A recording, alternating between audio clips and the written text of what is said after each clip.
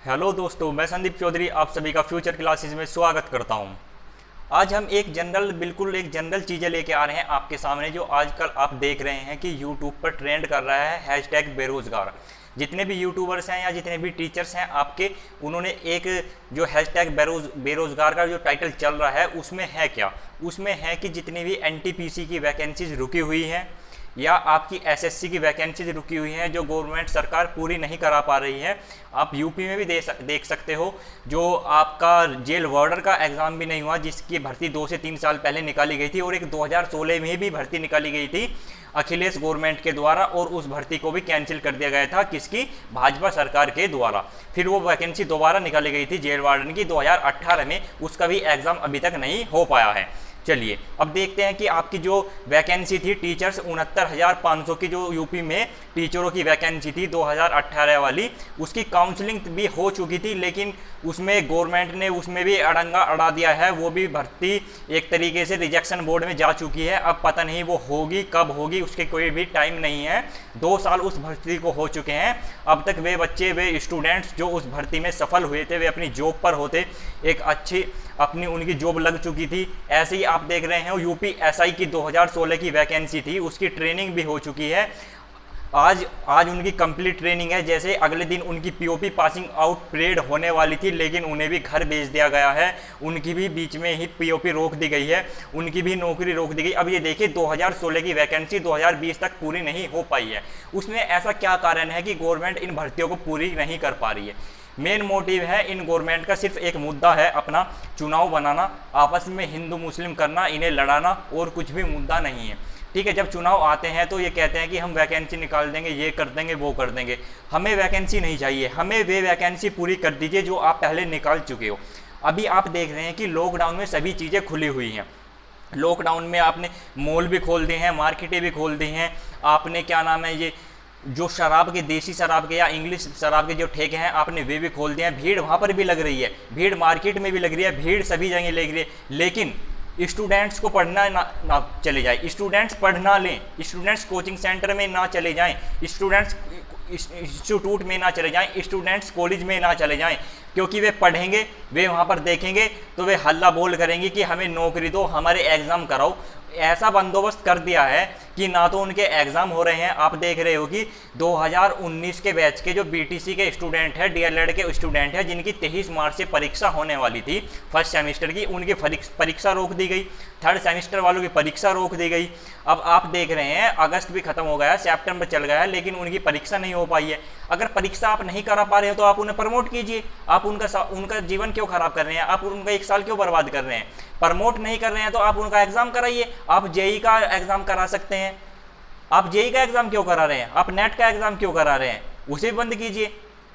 चीज़ें क्या है ना, देखिए कोई भी भर्ती पूरी नहीं हो रही है, लेकिन फिर भी गवर्नमेंट भर्ती निकाल रही है। आप देख सकते हो कि उसमें यूपी पीसीएल में निकाल दी, या दिल्ली पुलिस में निकाल दी, या और भी छोटी मोटी जितनी वैकेंसी हैं उनके फॉर्म भरे जा रहे हैं। लाखों बच्चे फॉर्म भरते हैं, उनसे करोड़ों अरबों का व्यापार कर लिया जाता है। उनकी फीस से 500 रुपये, 1000 रुपये फीस रखकर और भर्ती को सस्ते बस्ते में डाल दिया जाता है कि 4-5 साल हो जाते हैं, भर्ती पूरी नहीं हो पाती।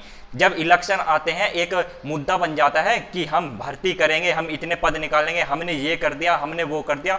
एक्चुअली होता कुछ नहीं है, सिर्फ हमारा बेवकूफ़ बनाया जाता है। इसलिए अब समय आ गया है कि हम सभी स्टूडेंट्स को, सभी टीचरों को, और स्टूडेंट्स और टीचरों को छोड़कर जितने भी आम जनता है उसे सोचना चाहिए कि चल क्या रहा है, बच्चों का फ्यूचर क्यों खराब हो रहा है, क्या कारण है, क्या सी हमने सरकार चुनी है। सरकार चुनी है वो ठीक चुनी है, गलत चुनी, चलो मान लिया हमने सरकार, ठीक है, हम सरकार की कोई भी बुराई नहीं कर रहे हैं, ना हम सरकार के विपक्ष में हैं, ना ही सरकार के हम पक्ष में हैं। हम टीचर हैं, एक जनरल हम काम की बात करते हैं, सिर्फ एक मुद्दे की बात करते हैं। हमारा कार्य है सिर्फ सही को सही कहना और गलत को गलत कहना। हम ना ही किसी के विपक्ष में हैं और ना ही हम किसी के पक्ष में हैं, लेकिन कार्य ऐसा होना चाहिए जिससे किसी को भी तकलीफ ना हो।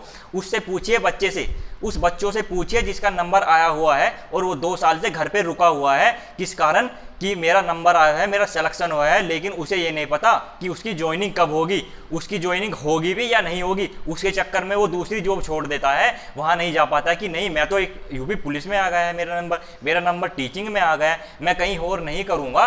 या उसने तैयारी छोड़ दी है, सब चीज़ छोड़ दी है, उसे पता है कि तेरा सिलेक्शन हो चुका है, लेकिन उसे ये नहीं पता कि उसकी जो ज्वाइनिंग है वो होगी भी या नहीं होगी, ये समझ में नहीं आ रहा है गवर्नमेंट की पॉलिसी क्या है, रूल क्या है। इतने एक साइड ये देखिए मुद्दे कैसे कैसे बना दे गए हैं कि भाई अर्थव्यवस्था डगमगा रही है, ये चीज़ें डगमगा रही है, वो ठीक है। अर्थव्यवस्था अगर आपकी इकोनॉमी डगमगा रही है, आप ज्वाइनिंग दीजिए, सैलरी उनकी पेड कम कर दीजिए, सभी की पे कम कर दीजिए, आप जितने भी हैं आप सभी की पे कर दीजिए, लेकिन सिलेक्शन तो दीजिए, उन्हें ज्वाइनिंग दीजिए।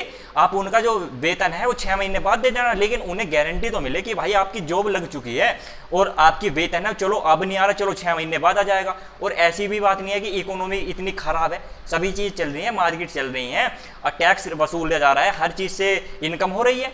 और आपकी जो डोनेट किया गया है फंड, जितना भी फंड आपके गवर्नमेंट पीएम केयर फंड में गया है, आप उसका हिसाब दीजिए, वो फंड कहाँ पर गया है, उसका हिसाब दीजिए ना, आप वो फंड गया कहाँ है, आप उसका भी हिसाब नहीं दे रहे हो।